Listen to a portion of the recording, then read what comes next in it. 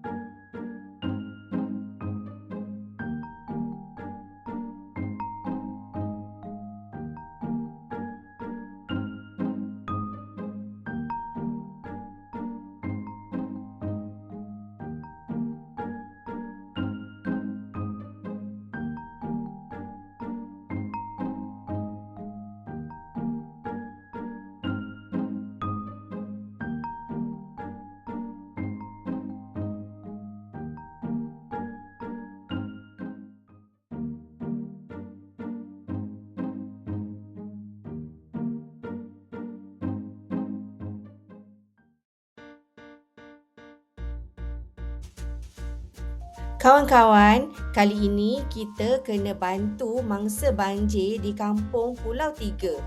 Dalam situasi banjir, mangsa kekurangan makanan dan kemudahan memasak. Oleh itu, makanan yang dihantar mestilah tahan lama, mudah disediakan, berkhasiat. Misi anda adalah untuk memilih 5 jenis makanan yang sesuai untuk dihantar kepada mangsa banjir.